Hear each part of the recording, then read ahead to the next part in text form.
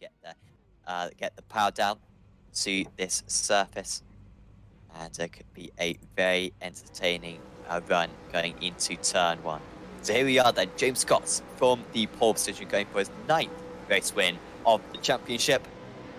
And we are away racing at Daytona. Decent start for Scott as we move into turn 1. And he will be able to hold on against Jordan Ross. Good start for Stokes, who's just trying to move up into 3rd place. We'll have to go the long way round. Briggs has a potentially a very big move to get the toe on the front two. And I think Briggs just been able to hang on to that one. That's a strong defensive move. There's Freya and Shepherd. Maybe the dark horses of this race. We're still yet to get a safety car, guys.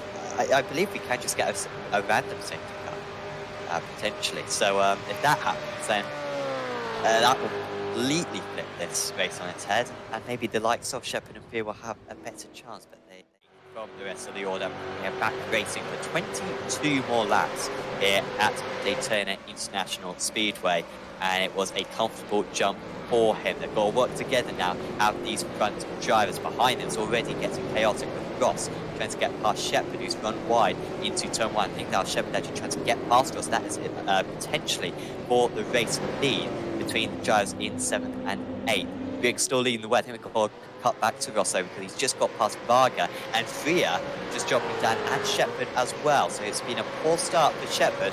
Went for the big lead on Ross down into turn 1, but if anything, he's been sent down instead. Freya in a mess of cars here. Jacob Knight, that car back repaired after the fast repair from that pit stop, and these guys down 14th and 15th position. It's a bit of a who's who, and they're all just scrapping for whatever they can get at the moment. Shepherd very defensive down into the hairpin. A little bit of a touch there between he and Loxton.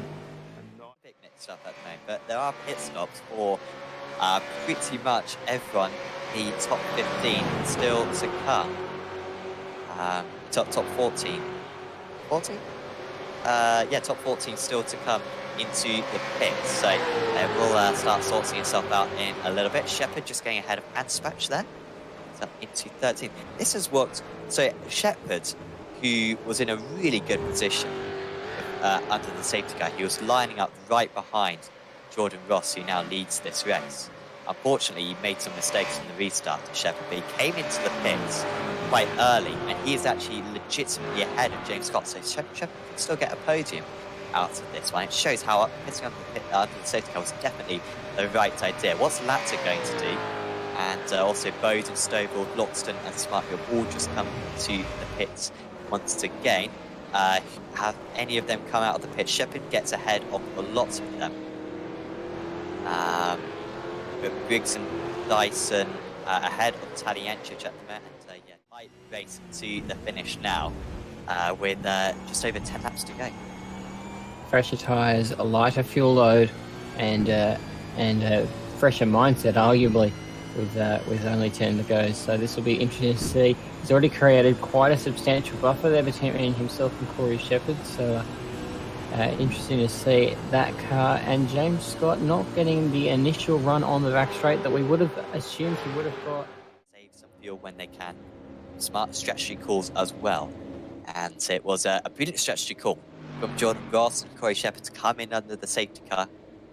However, this safety car has very much put their race chances in jeopardy. It's put down with barely any distance to spare. We're back under racing at Daytona Road. Ross leading the way. Shepherd in 2nd place. Then it's Scott, Briggs, Dyson. Briggs, Stokes. Then it's Dyson, Loxton, Taliancic, Knight, and Stovall rounding out the top 10. There goes Scott straight away on Shepherd. He wants that 2nd place ASAP so he can attack Jordan Ross. Shepherd with a slightly slower car, slightly older tyres as well. Just dropped. If you're in Jordan Ross's car, you want to stay in front. If you're in James Scott's car, you want to be in front. If you're in Corey Shepherd's car, you're willing these guys on to have a battle, because you're going to pick up the draft and get right through on both of them. It's going to be a nail biter for these last few laps. Yeah, this is on at the front, Adam. He's still going for it. Shepherd's going to be having the view of the race at the moment, sitting in that third position. So he's looking to pick up any of the crumbs where possible. He's got a comfortable gap, about 0.5 of a second now over Briggs, and another second off to Dyson. So not too much to worry about from at least 5th place back. But sitting pretty solid here, and for PRT, this is a great run. He's down to 6th, and Gucci can't help out his teammate anymore. That was almost a half move there for Ross, and also Briggs trying to make a move on Shepard. Briggs thinks he can win this race.